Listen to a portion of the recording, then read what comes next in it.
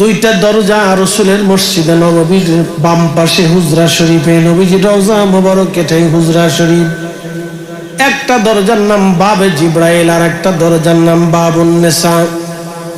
বাবুন নেসা দি মহিলা সাহাবীরা এসে আম্মাজানদের কাছে এসে বসতেন মাসালা জানার জন্য। ওই বাবুন নেসা দিয়ে যদি আপনি ঢুকেন, ডান পাশে দেখবেন আপনি আহলে সুফার সাহাবীরা বসে থাকতো। এখানে একটা গাছ ছিল, এখন আর নাই। এই গাছের নিচে 80 জন, মতান্তরে 100 জন সাহাবী। আবার কোন সময় বাড়তে বাড়তে 150 সাহাবী হতো, যাদের বাড়ি ছিল না, ঘর ছিল না, জমি ছিল না, কিছু ছিল না, স্ত্রী সন্তান পুত্র পরিজন কিছু ছিল না, দিনহীন হয়ে তারা এই গাছের নিচে আমার নবীর দরবারে মুস্তাফাতে থাকতো। খাবার আসলে খাবার খাইতো, না আসলে না খেয়ে থাকতো। এরা ছিল আহলে সুফার সাহাবী। এই জন্য আহলে সুফা থেকে দুনিয়াতে সুফি এসেছে। সুফি কারা? যাদের বাড়ি নাই, ঘর নাই, জমি নাই, জাতি নাই, যারা দুনিয়ার থেকে বিরাগী হইয়া শুধু আল্লাহ তার রাসূলের জন্য নিজের জীবনকে অতিবাহিত করে, তাদেরকে সুফি বলা হয়। আহলে সুফা থেকে সুফি। আহলে সুফার সাহাবীরা সেই দিন ছিলেন। একজন সাহাবীর নাম আবু হুরায়রা, আর একজন সাহাবীর নাম হযরতে আব্দুল্লাহ যুল বাজাদাইন, আর একজন সাহাবী ছিলেন তার নাম হযরত জুলাইবি। এইরকম অনেক সাহাবী ছিলেন আহলে সুফার সাহাবী, যাদের বাড়ি ছিল না, ঘর ছিল না, জমি ছিল না, কিছুই ছিল না। নবীর বাড়ি আসতো, নবীর বাড়ি থাকতেন, খাইতেন, খাবার আসলে খাইতেন, না আসলে না খেয়ে থাকতেন। আল্লাহ রাসূলের দরবারে 3 দিন পর্যন্ত কোনো খাবার নাই। সাহাবীরা খুব কষ্টের মধ্যে আছে। আবু হুরায়রা বললেন, ক্ষুধার যন্ত্রণায় আমি পেটের মধ্যে পাথর বেঁধে কাপড় দিয়ে চেপে ধরে রাখছি। 3 দিন ক্ষুধার যন্ত্রণা আমি সহ্য করতে পারি না। আবু হুরায়রা বললেন, দুনিয়ার মানুষ 3 দিন পরে আমার নবীর দরবারে একজন সাহাবী 1 পেয়ালা দুধ নিয়ে আসছে, আমাদের জন্য দুধ আনছে 1 পেয়ালা দুধ এনে সাহাবী বললেন, হুজুর আপনার জন্য দুধ এনেছি। নবীজি বললেন, আবু হুরায়রা লাব্বাইক ইয়া রাসূলুল্লাহ, দুধের পেয়ালা আসছে আমাদের মাঝে হাদিয়া, গ্রহণ করো। কতজন সাহাবী আছে আহলে সুফার? বলে, হুজুর 80 জনের মতো সাহাবী আহলে সুফার গাছের নিচে আছে। প্রিয় নবী বললেন, তাদেরকে ডাকো। তাদেরকে ডেকে নিয়ে 1 পেয়ালা দুধ বিসমিল্লাহ বলে শুরু করে দাও। আবু হুরায়রা চিন্তায় পড়ে গেলেন, হায় হায়, মাত্র 1 পেয়ালা দুধ, আমরা 80 জন সাহাবী, 3 দিন ধরে আমরা সবাই ক্ষুধার্ত, 1 পেয়ালা দুধ দিয়ে কি করে মেহমানদারি হবে আজ? নবীজি, আমরা তো অনেক সংখ্যায়, কিন্তু মাত্র 1 পেয়ালা দুধ, কি করে আমরা আপনার দুধের পেয়ালা বন্টন করব? আল্লাহর নবী বললেন, আবু হুরায়রা হুকুম দিলাম বিসমিল্লাহ বলে শুরু করে দাও। আবু হুরায়রা বলেন, আমি বিসমিল্লাহ বলে শুরু করলাম। 1 এক করে 80 জন সাহাবী বিসমিল্লাহ বলে দুধের পেয়ালায় মুখ লাগায়া দুধ খেতে লাগলেন। সবার পেট ভরে গেল 80 জনের। আল্লাহর নবী বললেন, আমি আবু হুরায়রা বললেন, নবীজিকে দিলাম। প্রিয় নবী নিজে দুধের পেয়ালা মুখে লাগাইলেন, বিসমিল্লাহ বলে পান করা শুরু করলেন।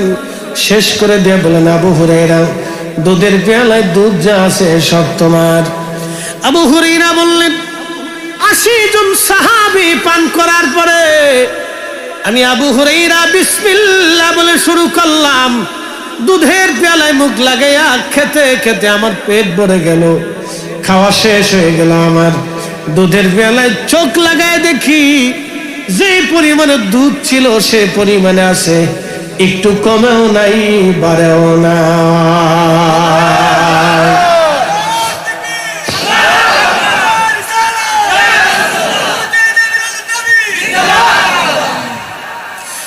নাটোরের মুসলমান বড়াই গ্রামবাসী 1 পেয়ালা দুধ 80 জন সাহাবীর মধ্যে বন্টন হয়ে গেল। প্রিয় রাসূলের বারগাহে দরবারে মুস্তাফাতে মসজিদে নববীতে সাহাবীরা খেজুরের কাঁধিগুলি কেটে কেটে নিয়ে খেজুর গাছের খেজুরের কাণ্ডের সাথে ঝুলিয়ে রাখতেন, খুঁটির সাথে ঝুলিয়ে রাখতেন। সাহাবীরা মন চাইলে খেতেন, না হলে না খেতেন। সাহাবীরা দুধ খেজুরগুলি খুঁটির সাথে ঝুলিয়ে রাখতেন ক্ষুধার্ত সাহাবীদেরকে খাওয়ানোর জন্য। আজকে আপনারা কেন বেদাত বেদাত বলে চিল্লে ফতোয়া দিয়ে মুসলমানের রিজিক আপনি নষ্ট করেন? মনে রাখবেন, রিজিক নষ্ট করার দায়িত্ব আমার না, খাওয়ানোর মালিক আমি না, মালিক তো আল্লাহ। আমার রব বলেছেন ওয়াতারযুকু মান তাশাউ বিগাইরি হিসাব।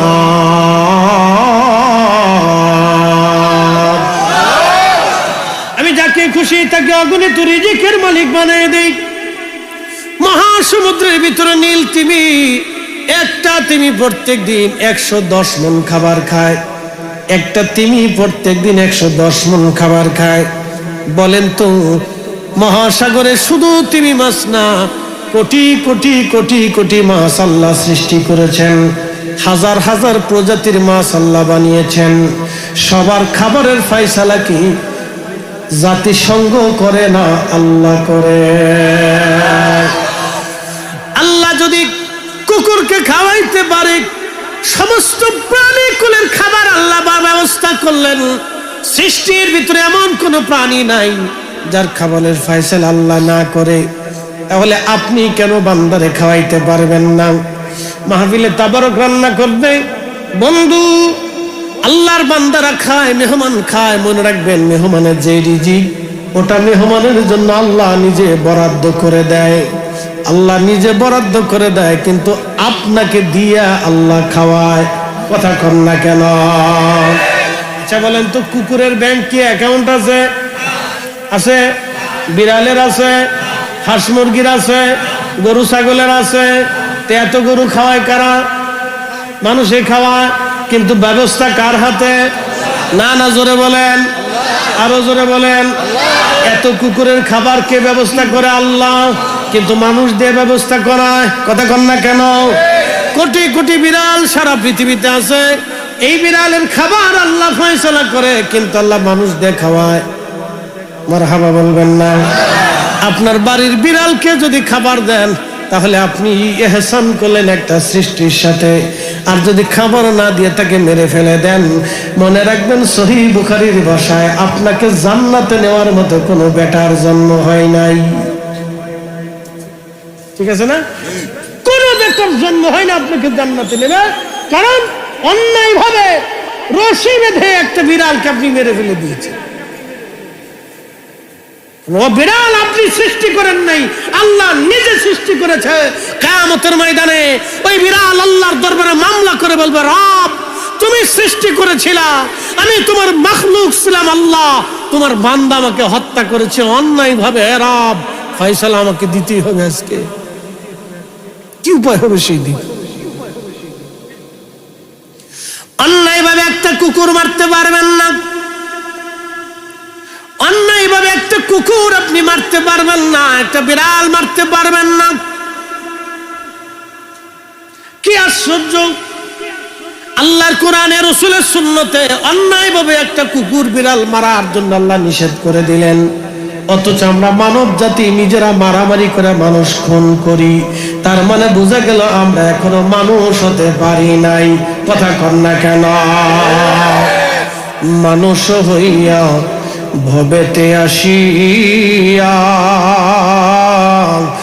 মানুষের করিলাম কি? আমি নবী না মানিলাম, কি যে ভুল করিলাম। নবী না মানিলাম, কি যে ভুল করিলাম। ভস্মে ডালিলাম ঘি। মানুষ হইয়া ভবেতে আসিয়া মানুষের করিলাম কি? এ নাটোরবাসী, কুকুরে কুকুরে মারামারি হয়। এক কুকুর আর এক কুকুরকে মার্ডার করে না। বিড়ালে বিড়ালে মারামারি হয়, এক বিড়াল আর এক বিড়ালকে মার্ডার করে না। মোরগে মোরগে মারামারি হয়, এক মোরগ আর এক মোরগকে মার্ডার করে না। গরু গরু মারামারি হয়, এক গরু আর এক গরুরে মার্ডার করে না। কিন্তু মানুষে মানুষে মারামারি হয়, এক মানুষ আর এক মানুষকে খুন করে, কথা কন না কেন, ঠিক কিনা? তার মানে বোঝা গেল যারা খুন করে, মারামারি করে, তারা এখনো মানুষ হতে পারে না।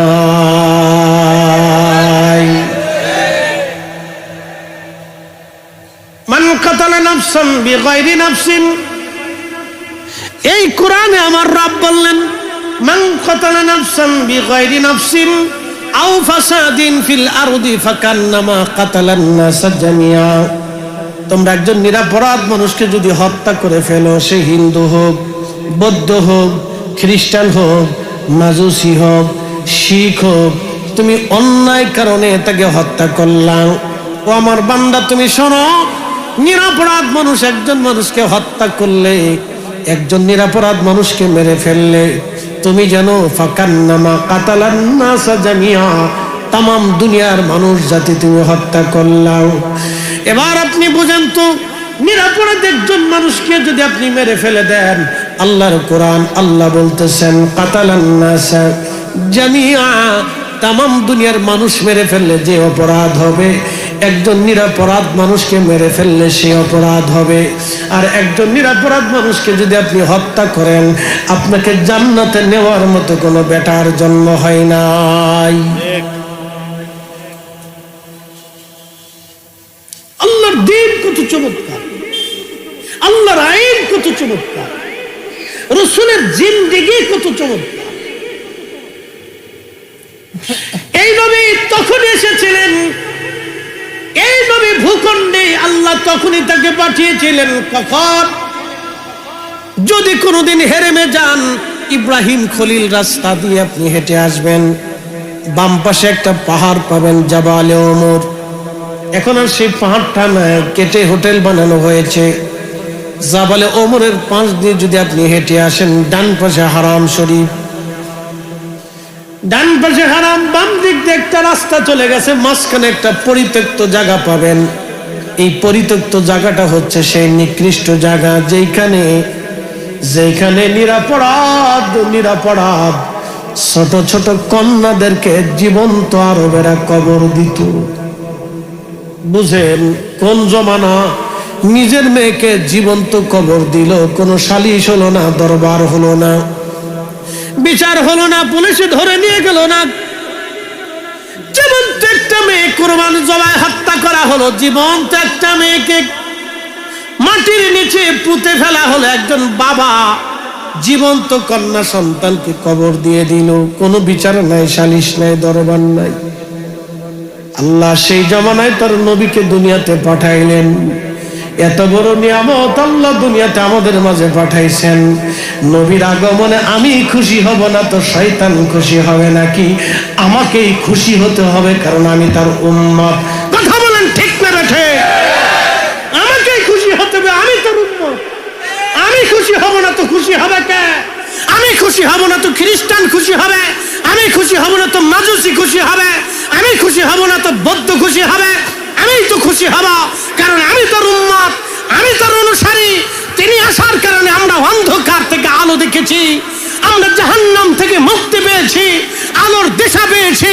তিনার কারণে পবিত্র কোরআনের মতো বিধান পেয়েছি, তিনার কারণে আজকের সুন্নতের জিন্দেগি পেয়েছি। তো আমি খুশি হব না তো খুশি কে হবে? এজন্যই তো ঈদে মিলাদুন নবী। কথা বলেন ঠিক না বেটে? আমি খুশি হব না তো খুশি কি হবে? এই অন্ধকার জাতিকে তিনি মুক্তির রাস্তা দেখিয়েছেন, তো আমি খুশি হব না তো খুশি কি হবে? প্রিয় উপস্থিতি, নাটোরের মুসলমান মনোযোগ দিবেন। আমাকে খুশি হতে হবে, কারণ আমি উম্মত। আমি উম্মত, উম্মত মানে অনুসারী। আমি খুশি হব না তো খুশি হবে কে? আমি তো বেশি খুশি হব। সন্তান জন্ম হলে বাবা মা খুশি হয়, কি কথা ঠিক আছে না? সন্তান জন্ম হলে কে খুশি হয়? বাবা মা খুশি হয়ে যায়, কারণ আল্লাহ তার নসলে সুম্মা জাআলা নাসলাহু মিন সুলালাতিন মিন মাইন মাহিন। আল্লাহ আমার নসলে একটা সন্তান দিয়েছে, আমার বংশ, আমার প্রদীপ আল্লাহ দিয়েছে। এই জন্য মা খুশি হয়ে যায়। বাবা খুশি হয়ে যায়। যদিও মায়ের অনেক কষ্ট হয় কিন্তু মা খুশি হয়, কারণ ওই সন্তান মায়ের রেহেম থেকে দুনিয়াতে আসছে, মা খুশি হয়। সন্তান মাকে পেয়ে খুশি হয়। দেখবেন বাচ্চাটা মা ছাড়া থাকতে পারে না। মা কোথাও গেলে, ছোট্ট গেলে আপনি নিজেও দেখেছেন, মা কোথায় গেলে সন্তান পাগল পারা হয়ে যায়। যাদের ছোট ছোট বাচ্চা আছে তারা দেখবেন, ছোট ছোট বাচ্চা যাদের আছে তারা দেখবেন মা কোথাও চলে গেলে বাচ্চা পাগল পারা হয়ে যায়, মা গেল কই। ও মুসলমান, ওই সন্তানকে পৃথিবীর সমস্ত সম্পদ যদি আপনি দিয়ে দেন, খুশি হবে না মা ছাড়া। কি কথা কন না কেন, ঠিক কিনা? একটা মুরগির বাচ্চা মা থেকে জুদা করে দেন, দেখবেন মা ছাড়া ও চাও চাও চাও চাও করতে থাকবে, কান্নাকাটি করতে থাকবে। একটা গরুর বাচ্চাকে মা থেকে জুদা করে দেন, ওই গরুর বাচ্চাটা কান্নাকাটি করবে। ওর সামনে যত ভালো খাবারই দেন না কেন, যত আদর করেন, চুমা খান, কাজ হবে না। মা ছাড়াও থাকতে পারে না, কারণ ওর সন্তান। ও বন্ধু, খুব মনোযোগ দিবেন। আমরা রসুলের উম্মত, আমরা নবীর অনুসারী। অতএব রসুল ছাড়া আমরা দুনিয়াতেও টিকতে পারবো না, কবরেও জায়গা হবে না, হাসরেও ক্ষমা হবে না, নবী ছাড়া মাফের কোনো রাস্তা হবে না। কথা বলেন ঠিক কিনা? सबसे आला हमारा नबी, सबसे आला हमारा नबी, सबसे भाला आला हमारा नबी। अपने मौला का प्यारा हमारा नबी, अपने मौला का प्यारा हमारा नबी, दोनों आलम का दूल्हा हमारा नबी। अल्लाहुम्मा सल्ले अला, आहा जबान खोले,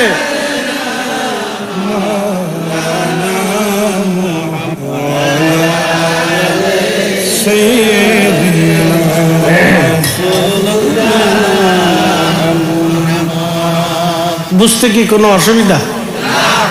চলবে? একসাথে বলি না আল্লাহু আকবার, বলি না মারহাবা।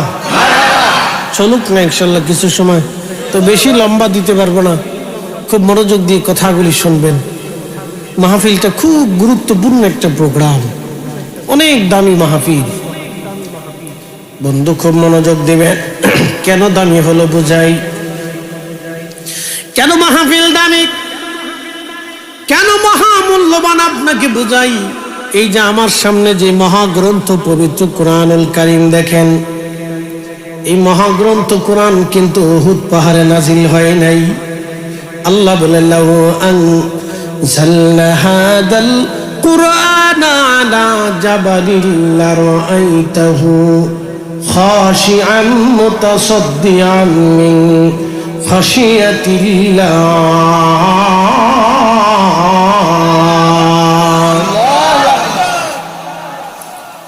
এই কোরআন যদি আমি পাহাড়ে নাজিল করতাম হাবিব, আপনি দেখতেন এই পাহাড় খানা আমি খোদার ভয়ে গলে গলে মিসমার হয়ে যাইত। পৃথিবীর সবচেয়ে বড় পাহাড়ের নাম হচ্ছে মাউন্ট এভারেস্ট। উচ্চতা 29,000 ফিট। 29,000 ফিট উচ্চতা পাহাড়। এই পাহাড়ে যদি কোরআন নাজিল হতো, খোদার ভয়ে কোরআন পাহাড় গলে গলে মিসমার হয়ে যাইত। এই কোরআন নাজিল হলো আমার রসুলের কাল মুবারকে, নবীজির কাল মুবারকে কোরআন আসলো। জিবরাইল আমিন কখন আসলেন সাহাবীরা দেখলেন না, কখন কোরআন কালবের মধ্যে জমা হলো, কেমনে আসলো সাহাবীরা দেখলেন না। শুধু দেখলেন নবীজি ওজন হয়ে গেল, আল্লাহ নবীর ঘাম এসে গেল। প্রিয় নবীজির শরীর মোবারক থেকে অঝোর ধারে ঘাম বের হতে লাগতেছে, সাহাবীরা দেখলো। এরপরে নবীজি উঠে বলেন ইন্না আ'তাইনাকাল কাউসার, আলিফ লাম মিম। আলিফ লাম রা ইয়াসিন তাহা নুন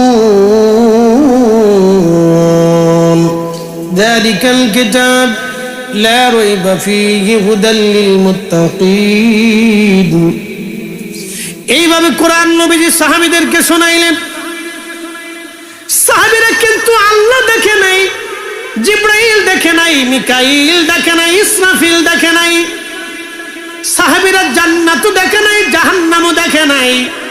সাহাবীরা দেখলো কাকে? সাহাবীরা দেখলো নবীকে। আবু বকর, ওমর, উসমান, আলী, তালহা, জুবাইর, আব্দুর রহমান ইবনে আউফ, সাদ বিন আবি ওয়াক্কাস, সাইদ ইবনে জুবাইর, আবু উবাইদা ইবনে জাররাহ, এইরকম রিদওয়ানুল্লাহি তাআলা আলাইহিম আজমাইন দামি দামি সাহাবী, আশারে মুবাশশিরিন, খুলাফায়ে রাশিদিন, আসহাবুন নবী, সোয়া লক্ষ নবী, সোয়া লক্ষ নবীর সাহাবী, সোয়া লক্ষ সাহাবী। তারা আল্লাহ কোনোদিন দেখে নাই, জান্নাত দেখে নাই, জাহান্নাম দেখে নাই, জিবরাইল দেখে নাই, মিকাইল দেখে নাই, ইসরাফিল দেখে নাই। দেখলো কাকে? তারা দেখলো নবীকে। নবী দেখে দেখে তারা আল্লাহর কোরআন বুঝেছে। আসতে বলেন কেন? জোরে বলেন। নবী দেখে কোরআন বুঝেছে। নবী তিনি মুহাম্মাদুর রাসূলুল্লাহ এই শব্দটাকে বিশ্বাস করে সাহাবীরা আলিফ লাম মিম চিনেছে। কি কথা কর না কেন? মুহাম্মাদুর রাসূলুল্লাহ, তিনি মুহাম্মাদুর রাসূলুল্লাহ, তিনি রাসূল, এই কথা বিশ্বাস করার কারণে সাহাবীরা কোরআন শিখেছে। বলি সব সাহাবী আবু জাহেলের মতোই থাকতো। কি কথা কর না কেন? আবু জাহেল মুহাম্মাদুর রাসূলুল্লাহ মানে নাই, বিদেশে কোরআন বুঝে নাই। এই আসতে কোন কেন? জোরে বলে। নবী দেখে সাহাবীরা কোরআন চিনছে, ইমান চিনছে, জান্নাত চিনছে, আল্লাহ চিনছে। আবু বকর রাদিয়াল্লাহু আনহু ইমাম সুয়ুতি আল খাসাইসের মধ্যে লিখছেন, ইমাম ইবনে আসাকির তার তারিখের মধ্যে লিখছেন, আবু বকর সিদ্দিক রাদিয়াল্লাহু আনহু ব্যবসা করতে গেছে সিরিয়াতে।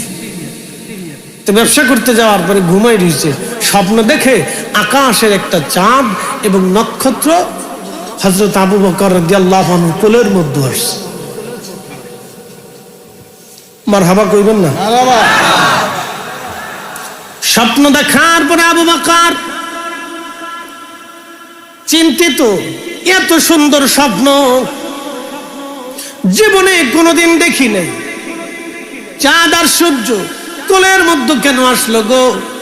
সিদ্দিক আকবর আবু বকর রাদিয়াল্লাহু আনহু তিনি পাদ্রীর কাছে চলে গেলেন। পাদ্রীর কাছে যে বলেন, পাদ্রী তুমি তো বড় বুজুর্গ, তাওরাত জবুর ইনজিলে পারদর্শী। আমি কালকে স্বপ্ন দেখেছি আকাশের একটা চাঁদ, একটা সূর্য আমার কোলের মধ্যে আসছে। আবু বকর রে, পাদ্রী রে, বলো তো স্বপ্নের তাবির কি হবে? পাদ্রী ডাক দিল, তোমার নাম কি? বলে আমার নাম আবু বকর। তোমার বাড়ি কোন দেশে? বলে আমার বাড়ি মক্কাতুল মুকাররমাতে। তোমার কোন বংশের সন্তান? বলে আমি কুরাইশ বংশের সন্তান। বলে আবু বকর, স্বপ্নের তাবির অনুযায়ী, তোমার স্বপ্ন দেখা অনুযায়ী, তাওরাত জবুর ইনজিলের বিধান অনুযায়ী তোমার জন্য একটা দারুণ সুসংবাদ আছে। বলো রে পাদ্রী, কি সংবাদ? বলে আবু বকর রে, তোমাদের দেশে একজন নবী আসবে, তার নাম মুহাম্মাদুর রাসূলুল্লাহ। পড়েন সাল্লাল্লাহু আলাইহি ওয়াসাল্লাম। বাবার নাম আব্দুল্লাহ, মায়ের নাম আমেনা, হাশিমি কুরাইশি, হাশিমি কুরাইশি, হাশিমি কুরাইশি। আবু বকর, তোমার স্বপ্ন অনুযায়ী, তাওরাত জবুর ইনজিলের লেখা অনুযায়ী আবু বকর ওই নবী হবে শেষ নবী। তবে তোমার জন্য একটা সুসংবাদ হলো, তুমি ওই নবীর সাহাবী হবে। শুধু সাহাবী না রে আবু বকর, তুমি ওই নবীর প্রথম খলিফা হবে। চিৎকার করে বলেন আল্লাহু আকবার। কষ্ট হচ্ছে? বোঝা যায়? বুঝে যায়। আবু বকর রে, চলে যাও তুমি মক্কা নগরে, খোঁজ করো ওই নবীর।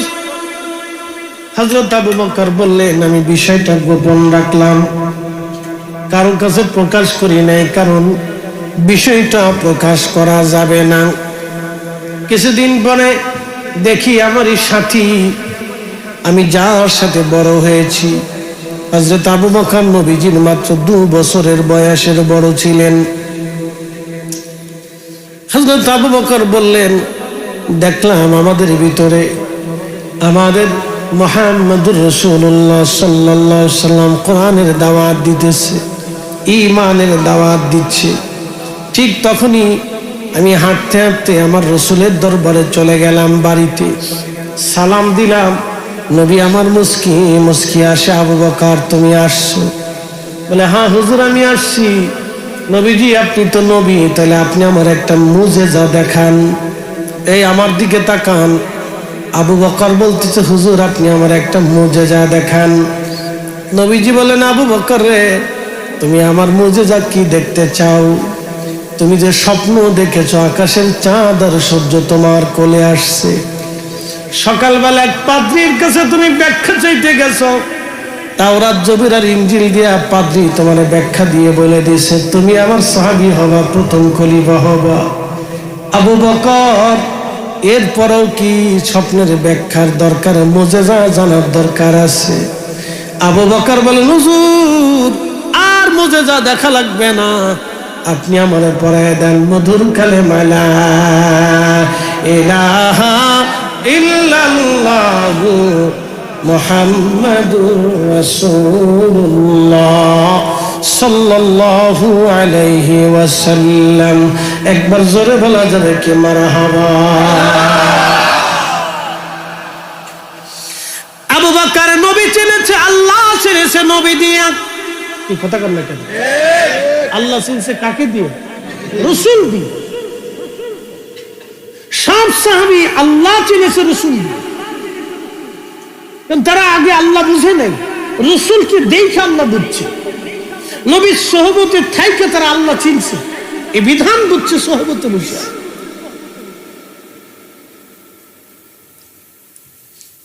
আপনি তাকে মাইনাস করে দিবেন, এটা কোন ধরনের পাগলামি? নাটোরবাসী মনোযোগ দিয়ে কথাগুলি শুনবেন। প্রিয় উপস্থিতি, এইভাবে যদি আমি বলি সারা রাত পার হয়ে যাবে। আমার রসুলের জিন্দিগি আমি কিভাবে আপনারে বললে যে বুঝবেন? বলতেছিলাম, যদি কোনোদিন মদিনাতে যান, মসজিদের নববীর ভিতরে যদি ঢুকেন, আপনি একটা জায়গা আছে রওজাতুম মিন রিয়াজিল জান্নাহ, নবীজি রওজা শরীফ থেকে একেবারে মিম্বার শরীফ পর্যন্ত একটা জায়গা, এই জায়গার নাম রিয়াজুল জান্নাহ। যদি কোনোদিন এই রিয়াজুল জান্নাতে আপনি দোয়া করেন, তাহলে বুঝবেন আপনি খোদার জান্নাতে বসে বসে দোয়া করেন। যদি কোনোদিন এইখানে নামাজ পড়েন, তাহলে বুঝবেন আপনি খোদার জান্নাতে নামাজ পড়েছেন। আস্তে হয়ে গেল না? জোরে বলেন আল্লাহু আকবার। বলে কারণ কি? কারণ কি? হারাম শরীফে 360 জন নবীর মাজার আছে। মুতাফের ভিতরে হাজিরা কাবা শরীফের চারপাশে যেখানে তাওয়াফ করে, এই মুতাফের ভিতরে 360 জন নবীর মাজার আছে। নবীরা কাবা শরীফকে ভালোবেসে আর কাবা থেকে যান না, এখানেই তাদের কবর হয়েছে। সাইয়েদনা ইসমাইল আলাইহিস সালাতু ওয়াস সালামের মাজার কাবার দরজা বরাবর। এ নাটোরবাসী শুনিয়া যান, কত নবীরা কত কোনখানে ঘুমানো আমরা জানি না, কিন্তু হারামে সব নবীরা আসলো। 2,24,000 নবী হারাম শরীফ তাওয়াফ করলো, রিয়াজুল জান্নাহ হলো না। বাইতুল আকসাকে কেন্দ্র করে 70,000 নবী দুনিয়াতে আসছে, অথচ বাইতুল আকসার ভিতরে আপনি কোন রিয়াজুল জান্নাহ পাবেন না। আমার রসুল, যিনি সব রসুলের রসুল, সব রসুলের ইমাম, তিনি মসজিদে নববীতে রওজা শরীফটা ছিল হুজরা শরীফ, এই হুজরা শরীফ থেকে মিম্বর, মিম্বর থেকে হুজরা, হুজরা থেকে মিম্বর, মিম্বর থেকে হুজরা, বারবার বারবার বারবার গেলেন আসলেন, গেলেন আসলেন, যাওয়া আসা, যাওয়া আসা। আল্লাহ ডাক দিলেন, হাবিব আপনি বারবার এই জায়গা ঘুরলেন, গেলেন আসলেন, নবীজি এই জায়গা টুকরা আমি রিয়াজুল জান্নাহ বানাই দিলাম, আল্লাহর বেহেশতের টুকরা বানাই দিলাম। আপনি রিয়াজুল জান্নাহ কিয়ামতের ময়দানে বেহেশতের জান্নাতুল ফিরদাউসের উচ্চ মাকামে এই জায়গাটুকু আমি আল্লাহ বরাদ্দ করে দিলাম। একবার আওয়াজ তুলে বলা যাবে কি মারহাবা।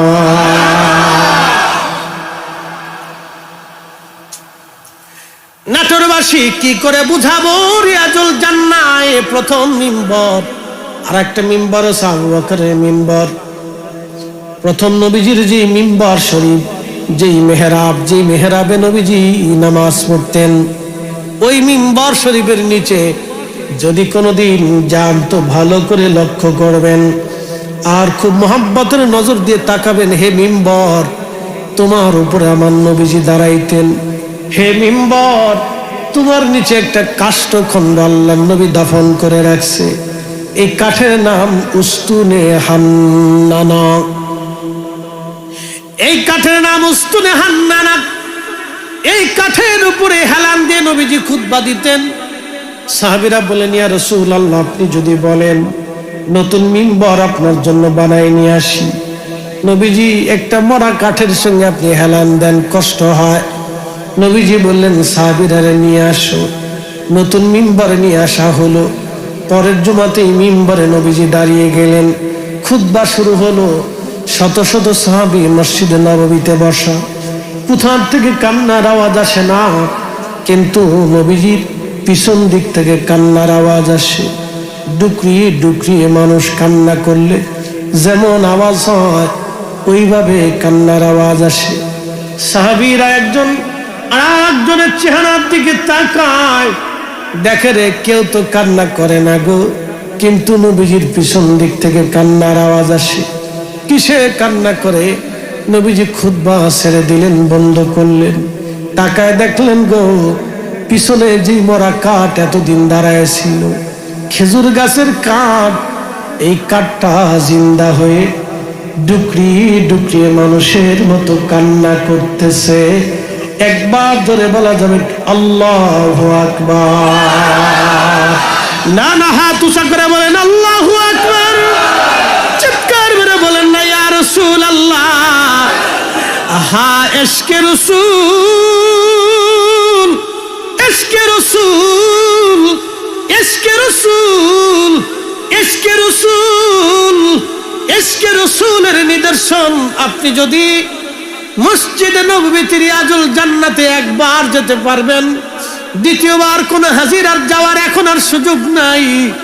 জীবনে একবার হজে একবারই সুযোগ, একবার উমরাতে একবারই সুযোগ। যদি কোনোদিন ওইখানে যান, দেখবেন প্রিয় নবীর মিম্বর শরীফের নিচে একটা কাষ্ঠখণ্ড আল্লাহর নবী দাফন করলেন। এই কাষ্ঠখণ্ডটা কান্না করে ডুকরিয়ে ডুকরিয়ে মানুষের মতো। নবীজি বললেন, কাঁদো কেন? উস্তুনে হান্নানা রে, কে জন্য তুমি কাঁদো?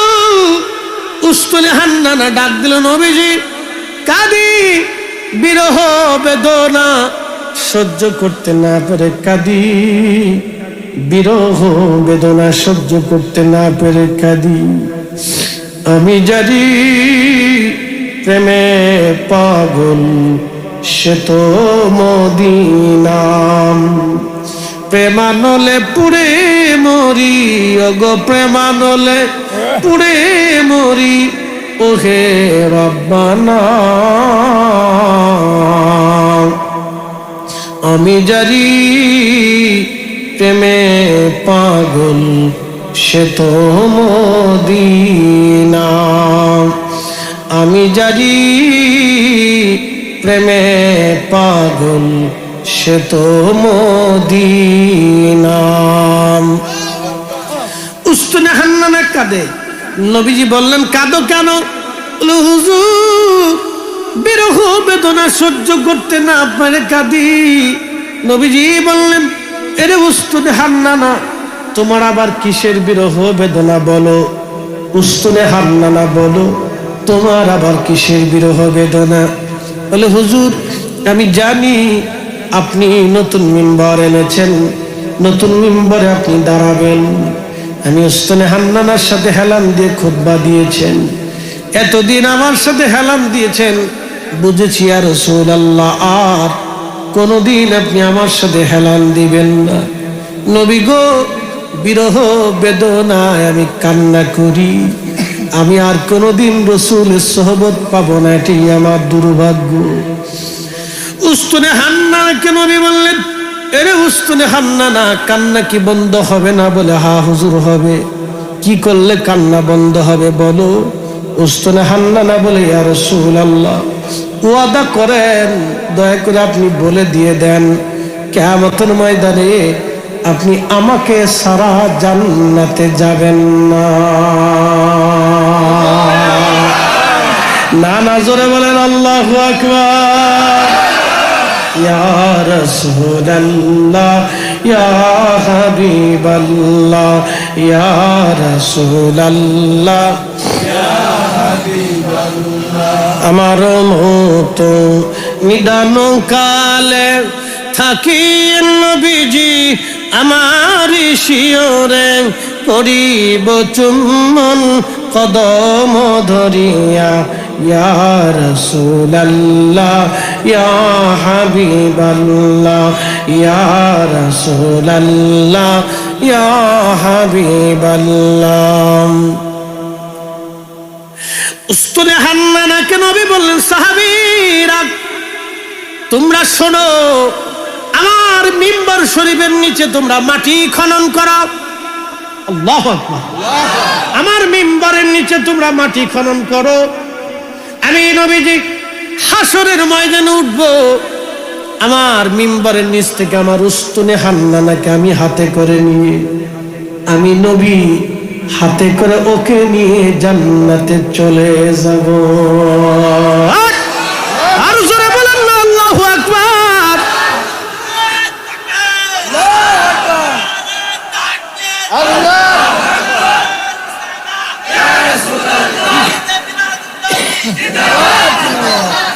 আমি ওই নবী পাইয়া খুশি, কথা কন না কেন? ওই নবী পাইয়া আমি খুশি। আমি খুশি হব না তো খুশি হবে কে? আমি খুশি হব না তো খুশি হবে কে? আমরা খুশি হব না তো হবে কে? ওই নবীর প্রেমের মাহফিল হবে না তো হবে কি? উস্তুনে হান্নানা দেখেন প্রেমের কি দলিল। আহা, রসুলের এশকে রসুলে একটা মরা কাঠের জীবন এসে গেল। এশকে রসুল, এশকে রসুলে মরা কাঠের জীবন এসে গেল। শুধু জীবন না, মরা কাঠের জবান এসে গেল। ঠিক কিনা? শুধু জীবন না, জবানও এসে গেল। শুধু জবান না, আকলও এসে গেল। আকল তাও শিয়াল, কুকুর, বিড়াল, ছাগলের আকল না, একজন এশকে আশিক রসুলের আকল। আহা, একটা মরা কাঠের আকল এসে গেল। ওই আকল দিয়ে বলে, হুজুর বিরহ বেদনায় কাঁদি। বলে, কান্না কি বন্ধ হবে না? বলে, হবে। অনুমতি দেন, আপনি আমার সারা জান্নাতে যাবেন না? নবীজি বললেন, হ্যাঁ তোমাকে নিয়ে জান্নাতে যাব।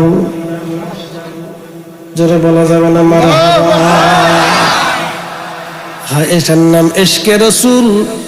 ইশকে রাসূল। আল্লাহ বললেন, কুল, হুজুর আপনি উম্মতকে জানায় দেন, ইন কুনতুম তুহিব্বুনাল্লাহ, কেউ যদি আমাকে ভালোবাসতে চায়, আমি রব, আমি খালিক, আমি মালিক, আমি রব, কুল কায়নাতের রব, আসমানের রব, জমিনের রব, হায়াতের রব, মউতের রব, আমি মালিক রে কেউ যদি ভালোবাসতে চায়, নবীজি ইন কুনতুম তুহিব্বুনাল্লাহ, আমাকে কেউ যদি ভালোবাসতে চায়, ফাত্তাবিউনি, সে যেন আপনি নবীর ইত্তেবা করে, আপনাকে অনুসরণ করে।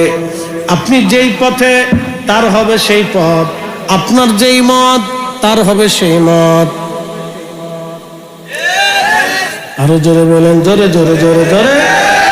আপনি নবীর যেই পথ আপনার উম্মতের হবে সেই পথ, আপনি নবীর যেই মত আপনার উম্মতের হবে সেই মত। আপনাকে যদি ভালোই বাসি, ইত্তেবা দুই ধরনের হয়, একটা হলো ইত্তেবায়ে সিফাতি আর একটা ইত্তেবায়ে মুহাব্বতি। বলে সিফাতি কি? নবীজি টুপি মাথায় দিয়েছেন, আপনিও মাথায় দিবেন। নবীজি দাড়ি মোবারক রেখেছেন, আপনিও রাখবেন। নবীজি ঢিলে ঢুলো জুব্বা গায়ে দিয়েছেন, আপনিও দেবেন। ডান হাতে খাবার খেয়েছেন, আপনিও খাবেন। দস্তরখানা বিছাইছেন, আপনিও বিছাবেন। নবীজির যত সুন্নাহ আছে এইগুলি আপনি মানবেন। এটা হলো মুহাব্বতে সিফাতি, আর একটা হলো মুহাব্বতে জাতি। বলে মুহাব্বতের জাতি কি? কলিজার ভিতর থেকে ভালোবাসা। বলে হুজুর এটা আবার কি? আপনাকে বুঝাইতেছি। একটা মা সন্তানকে ভালোবাসে, কলিজার ভিতর থেকে ভালোবাসে, কলিজার ভিতর থেকে ভালোবাসে। দেখবেন আপনি মাঝে মধ্যে দেখবেন আমাদের দেশে মুরগি আছে, মুরগি বাচ্চাগুলি নিয়ে মাঠের মধ্যে জঙ্গলের মধ্যে খেতে যায়। মুরগির বাচ্চাগুলি ধরার জন্য চিল বা কাক আসে, তখন ওই মুরগিটা একটা ডাক দিয়ে তার সমস্ত বাচ্চাগুলিকে তার পাখনার নিচে এনে সেভ করে। কারণ ওই মুরগিটা কলিজার ভিতর থেকে বাচ্চাদেরকে ভালোবাসে।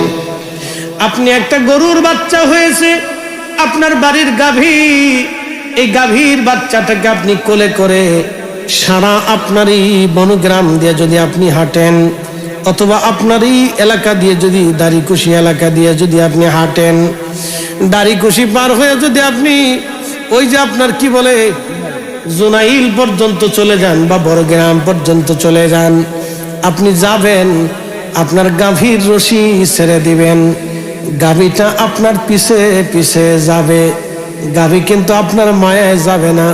আপনি গাভীর বাচ্চা নিয়ে যদি নদীর মধ্যে নামেন, গাভীটাও নদীর মধ্যে ঝাঁপ দিবে। গাভী আপনার পাগল না। জিজ্ঞেস করবেন গাভীরে, আমার পিছে পিছে তুমি কেন আসো? গাভী বলবে, মালিক তুমি আমার বাচ্চারে কোলে নিয়ে হাঁটো, আমি আমার বাচ্চারে ছাড়া বাঁচতে পারবো না, কারণ আমি আমার বাচ্চারে কলিজার ভিতর থেকে ভালোবাসি। সারা নাটোর ভরেও যদি আপনি হাঁটেন, গাভীর মা, বাচ্চার মা গাভীটা পাগল করা হয়ে আপনার পিছে পিছে দৌড়াবে, কারণ ও তার বাচ্চাকে ভালোবাসে। কেন ভালোবাসে? কলিজার গভীর থেকে বাচ্চাকে ভালোবাসে।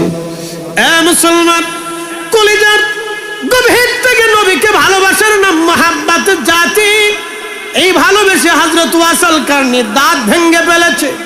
এই ভালোবেসে গসলুল মালাকা হানজালা ফরজ গোসল বাদ দিয়ে উহুদের ময়দানে যে শহীদ হয়েছে, এটা ভালোবাসতে যাই হযরতে তালহা উহুদের ময়দানে, উহুদের পাহাড়ের পাশে কাফেরদের ৭৯টা আঘাতের আঘাত সহ্য করেছে। এই ভালোবাসতে যাই হযরতে বেলাল পিঠের চামড়াগুলি তার কাফেররা পিটিয়ে পিটিয়ে তুলে ফেলে দিয়েছে। তারপরে হযরতে বেলালের ভালোবাসা কেউ কেড়ে নিতে পারে নাই। চিৎকার মেরে জোরে বলেন না মারহাবা।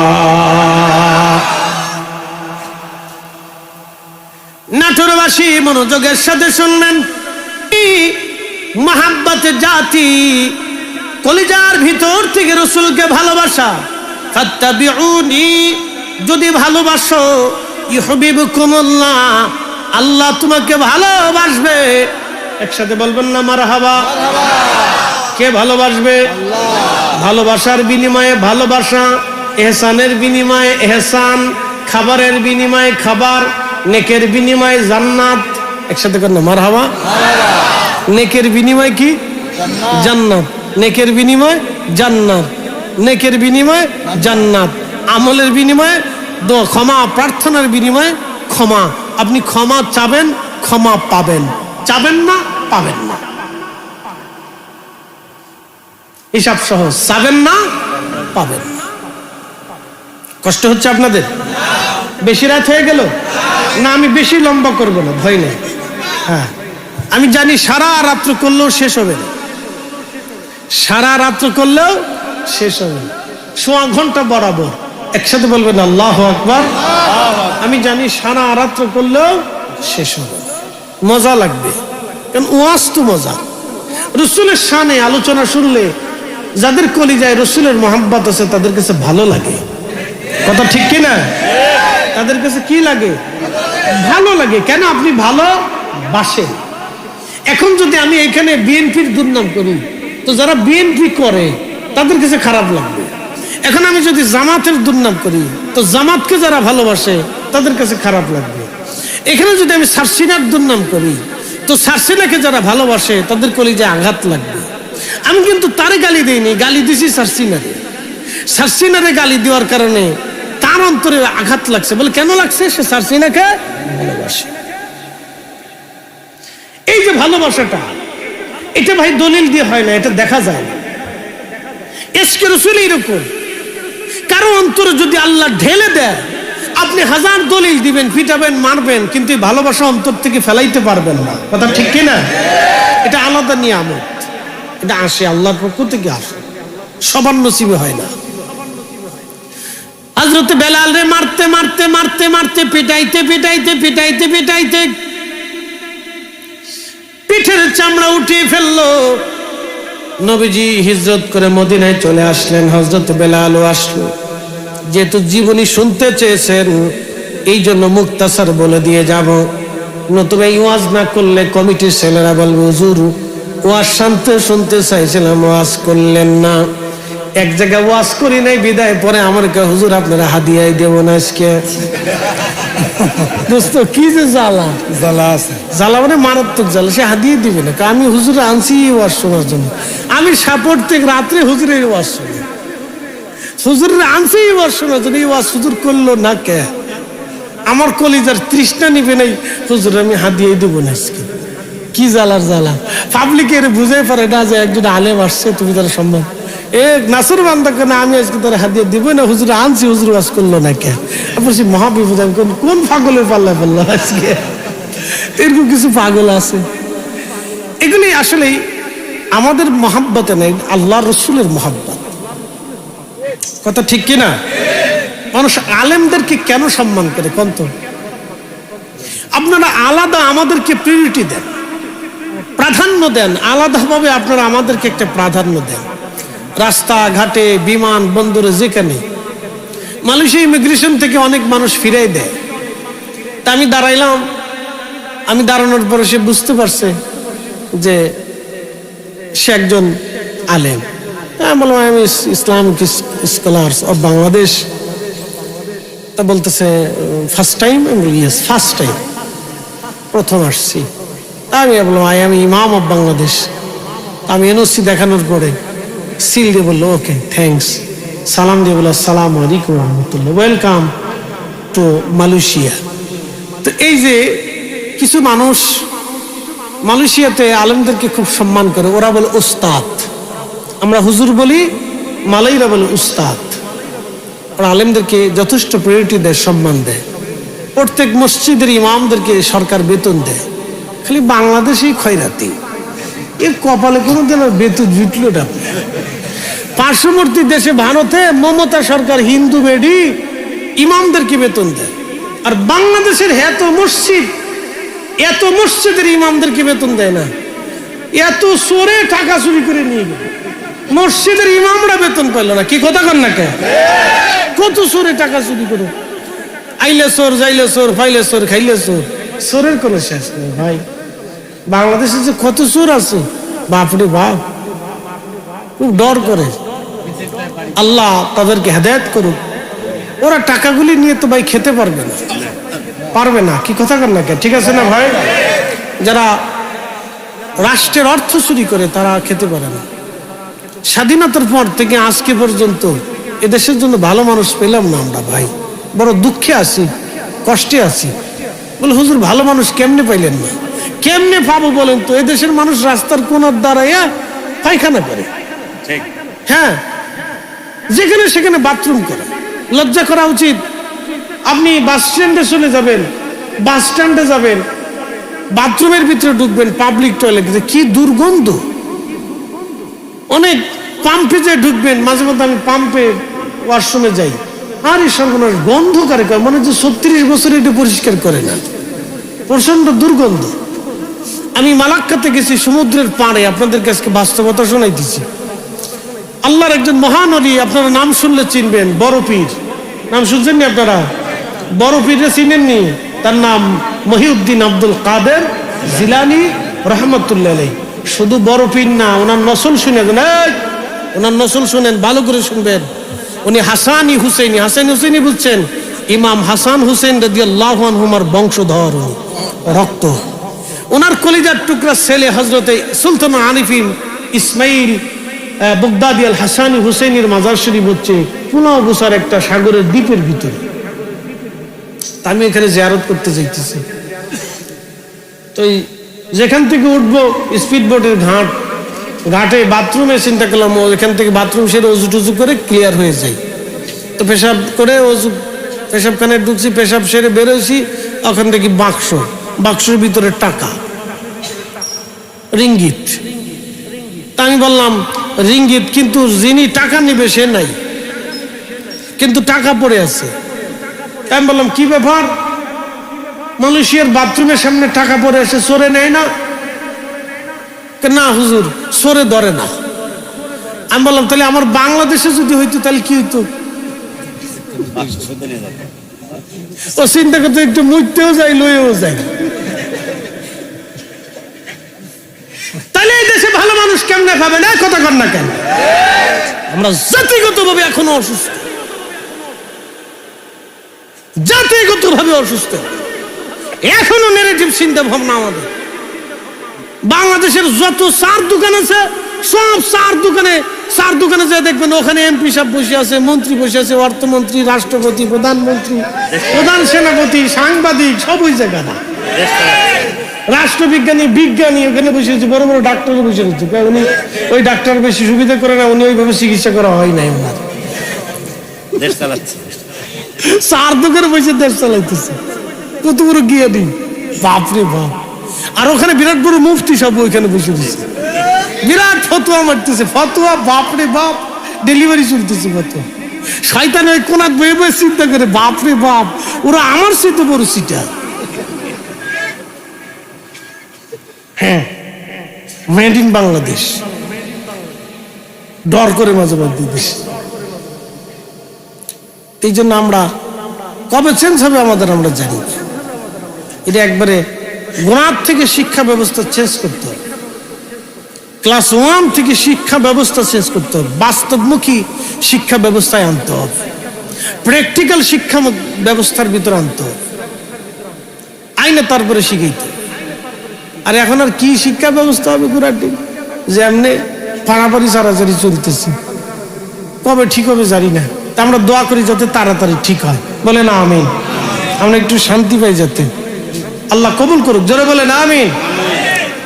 তো খুব মনোযোগ দেন, যে কথা বলছিলাম, রাহমাতুল লিল আলামিন হযরত বেলাল রাদিয়াল্লাহু আনহু মার খাইতে খাইতে পিঠের চামড়া শেষ নাই, তো মদিনাতে গেলেন হিজরত করে।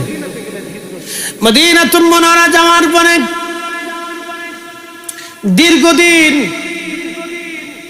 নবীজির সোহবতে কাটাইলেন, আজান দিলেন মসজিদে নববীতে। যদি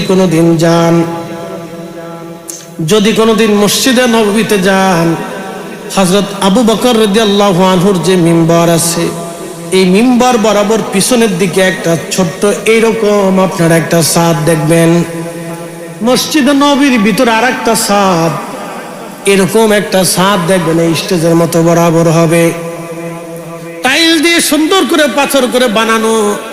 এই ছাদটা ছিল নবীজির দরবারে একজন সাহাবী, মহিলা সাহাবীর একটা বাড়ি ছিল।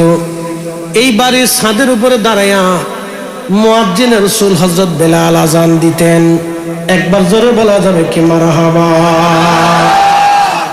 তখন এটা মসজিদে নববীর বাহিরে ছিল। বনু নাজ্জার গোত্রের এক মহিলা সাহাবীর ছাদ ছিল, একটা উঁচু ছাদ।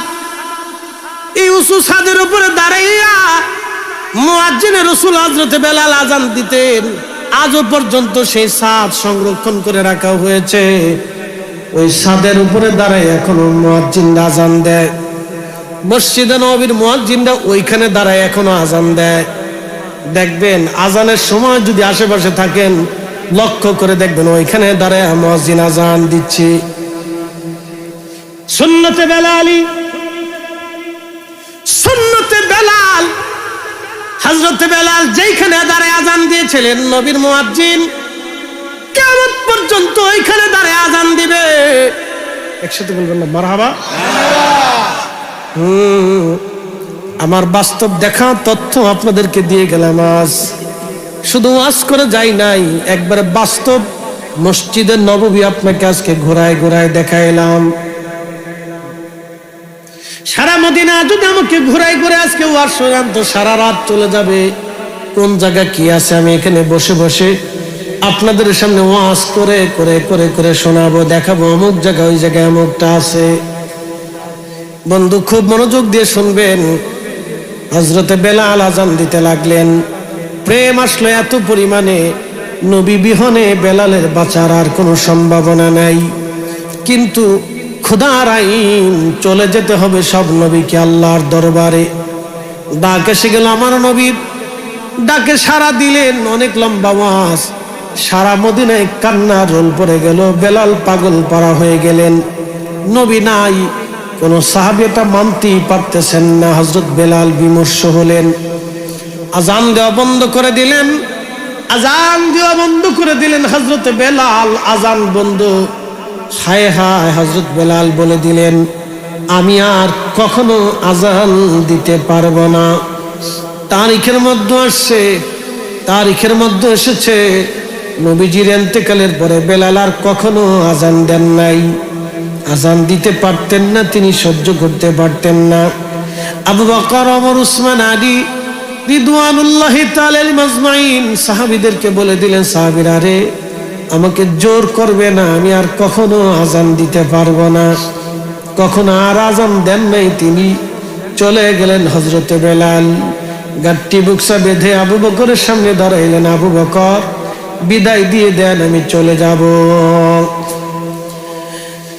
ইমাম জাইলাই নাসপুর রায়ের মধ্যে তিনি বিশুদ্ধ সনদে লেখেন, হযরত আবু বকর বললেন বেলাল রে তোমাকে না বললাম নবীর মসজিদে আজান দিতে? বলল না হে আবু বকর, আমার দ্বারা সম্ভব হবে না, আর আমি কখনো আর আজান দিতে পারবো না, আমার বিদায় দাও। হযরত আবু বকর কাছ থেকে বিদায় নিয়ে গেলেন। বেলাল চলে গেলেন সিরিয়ার দামেস্কে চলে গেলেন। হযরতে বেলাল দামেস্ক সিরিয়াতে ঘুমিয়ে আছেন। বহুদিন পরে আমার নবীজি স্বপ্নে বেলালের ঘরে তশরিফ আনছেন। নবীজি স্বপ্নে যাওয়ার পরে বেলাল স্বপ্নে নবীজিকে সালাম দিলেন। আল্লাহর নবী ডাক দিলেন, বেলাল রে তুমি আমার সাথে কেন জুলুম করতেছো রে বেলাল? বেলাল রে কতদিন হলো তুমি আমার জিয়ারতে আসো না? বেলাল রে কতদিন হলো তুমি আমার জিয়ারতে আসো না? যদি কোনদিন মদিনায় যাওয়ার সুযোগ হয়, রওজা শরীফের সামনে দাঁড়ায় যদি সালাম দেন, তাহলে বুঝবেন আল্লাহ রসুল আপনাকে দেখতেছে। আপনি যদি রসুলের পাশে দাঁড়িয়ে সালাম দেন, তাহলে জানবেন নবী আপনাকে দেখে, আল্লাহ রসুল আপনার সালাম শুনে, আল্লাহ নবী আপনার সালামের জবাব দেয়। আপনি যা যা বলেন আল্লাহ নবী তাই শোনে। হযরত বেলাল স্বপ্ন দেখে নবী বললেন, বেলাল রে এমন জুলুম কেন শুরু করছো? আসো আমার জিয়ারতে তুমি চলে আসো। হযরত বেলালের ঘুম ভেঙে গেল। সকালবেলা তিনি রওনা হয়ে গেলেন। সুদূর সিরিয়া থেকে হযরত বেলাল রওনা দিয়ে মদিনাতুল মুনাওয়ারা আসলেন। যখন মদিনায় ঢুকলেন তখন ছিল তাহাজ্জুদের সময়। রওজা শরীফ তখন কাঠের জালি দিয়ে ঘিরে রাখা ছিল, বিল্ডিং টিল্ডিং ছিল না তখন। আল্লাহ নবীর হুজরা মুবারক খেজুরের পাতার ছাউনি, মাটির দেওয়াল। হযরত বেলাল রওজার পাশে বসে গেলেন। রওজা শরীফের ধুলা বালিগুলি মাথার মধ্যে তিনি মাখাইতেছিলেন। রওজা শরীফের জালি মুবারকের সঙ্গে মাথা ঠেকাইয়া বেলাল গুন গুন করে কান্না করে, নবীজি গোলামকে আসতে বলেছিলেন, গোলাম আপনার কদম মুবারকে হাজির হয়ে গেছি। হুজুর আমি আসছি, আপনি আমাকে আসতে বলেছিলেন, আমি হাজির হয়ে গেছি।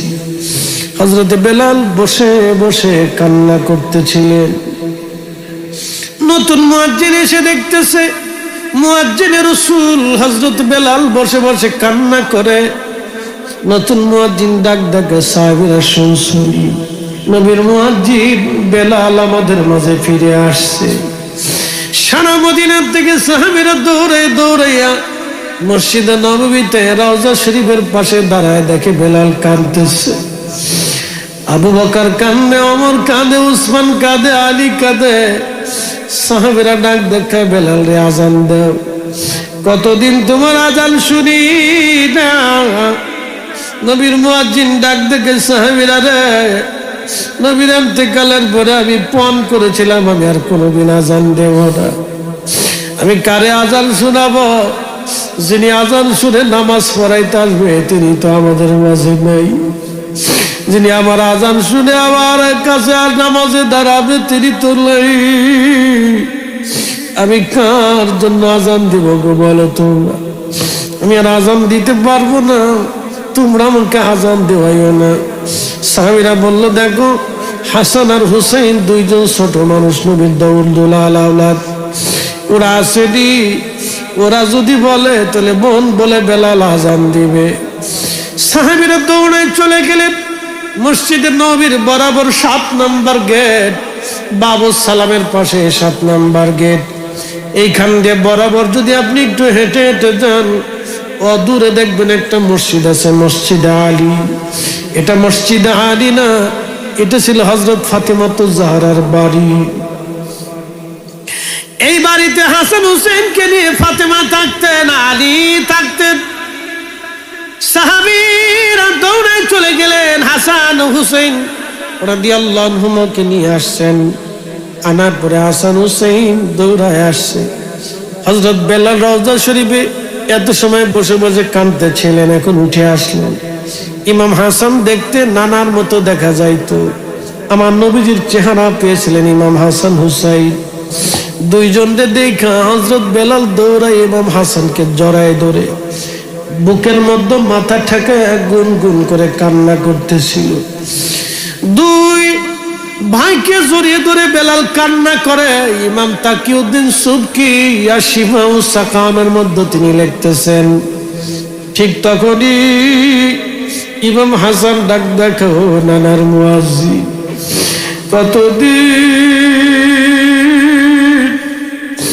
তোমার কণ্ঠে আজান শুনি না। যে কণ্ঠ দিয়ে নানার আজান শুনে তা আমরাও সেইভাবে আজান শুনে আমাদের কলিজা ঠান্ডা বানাইয়া যাও। হযরত বেলাল দৌড়ে গেছে সেই ছাদের উপরে, যে ছাদের উপরে দাঁড়াইয়া বেলাল আজান দিতেন, ওইখানে দাঁড়ায় গেল। আল্লাহু আকবার, আল্লাহু আকবার, আল্লাহু আকবার, আল্লাহু আকবার।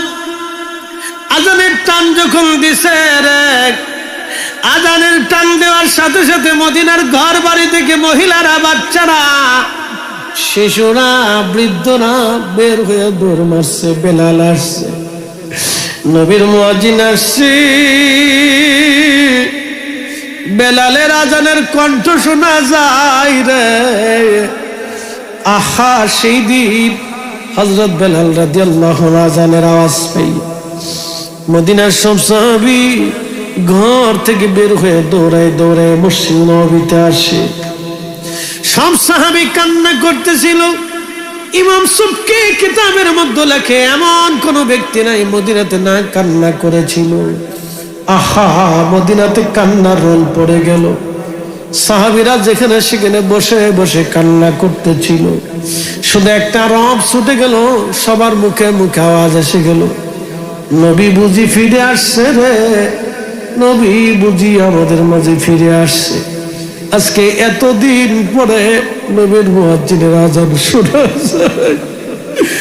যে আযান শুনিয়ে নবী নামাজে আসতো, সেই মুয়াজ্জিন আজকে আযান দেয়। নবী বুঝি ফিরে আসছে রে, নবী বুঝি ফিরে আসছে। সারা মদিনায় কান্নার রোল।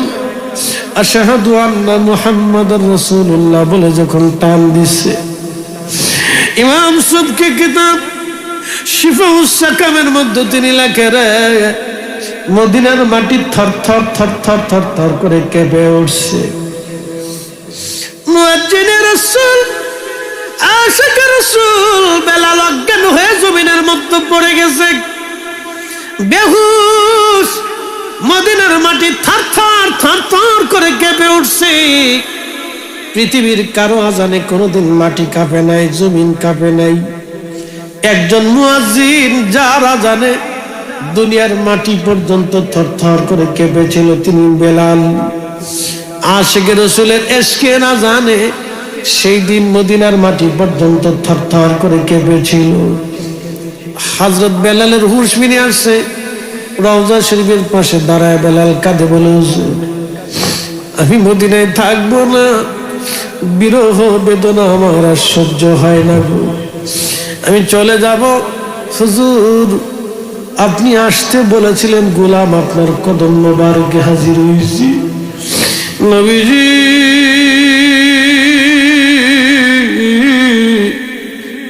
আমি আজান দিছি, আগে আজান দিলে নামাজে আসতে, আজকে আজান দিছি আপনি আসেন নাই, আমি জানি আর মদিনায় আমার থাকা সম্ভব হবে না গো নবীজি, বিদায় নিচ্ছি। বিদায় নিয়ে বিরহ জানা প্রেম জ্বালানি হযরত বেলাল চলে গেলেন।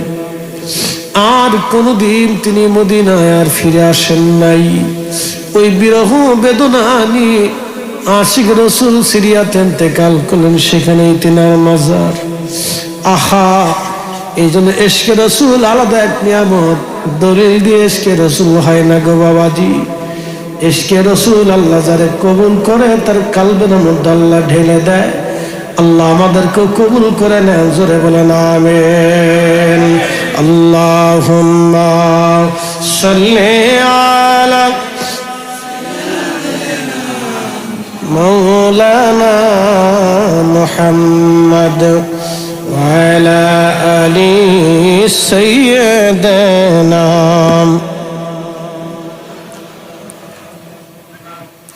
একটু জবান খুলে জিকির করেন, আল্লাহ আল্লাহ আল্লাহ আল্লাহ আল্লাহ আল্লাহ আল্লাহ আল্লাহ।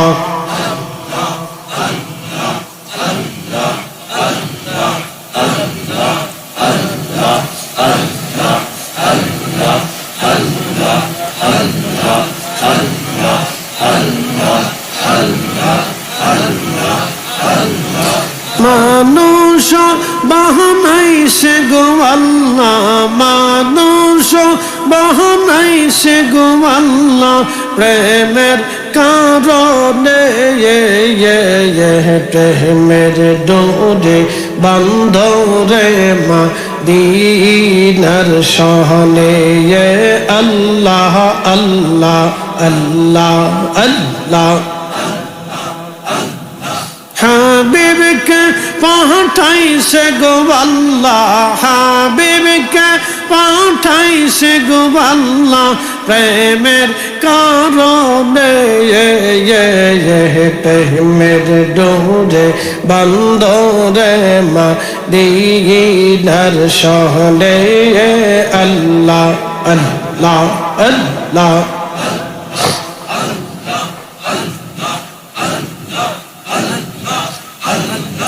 আল্লাহ বানাইলেন কত জাতি,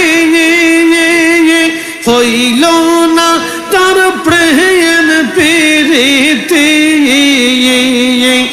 অবশেষে মানুষ বানায়, অবশেষে মানুষ বানায় প্রেমের কারণে।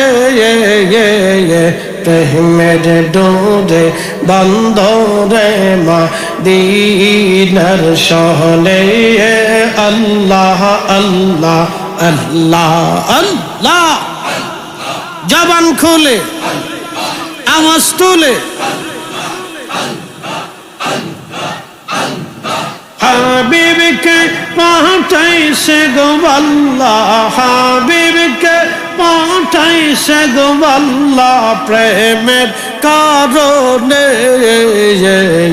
প্রেমের ডোরে বন্দরে মদিনার শহরে আল্লাহ আল্লাহ আল্লাহ আল্লাহ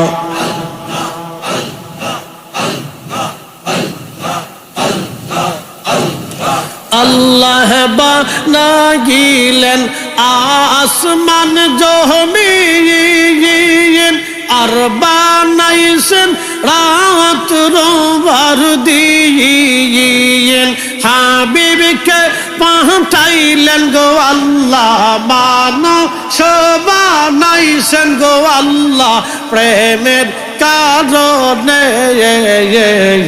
প্রেমের ডোরে বন্দরে মদিনার শহরে আল্লাহ আল্লাহ আল্লাহ আল্লাহ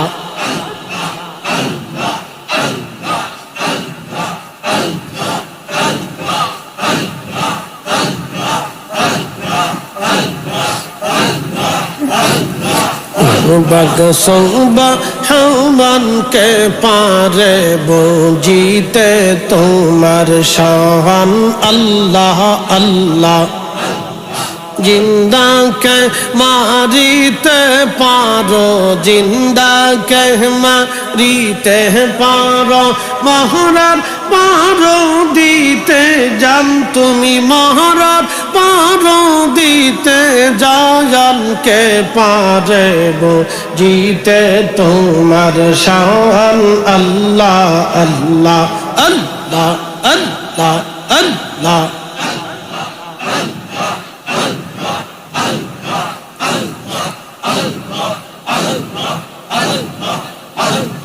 তোমার দস্ত হাবিবুল্লাহ আগে তার বানাইয়া নূরের রূপে তৈয়ার করে রাখছো তারে লুকাইয়া পাক সুবহানকে পারে জিতে তোমার শান আল্লাহ আল্লাহ জবান খোলে আওয়াজ তুলে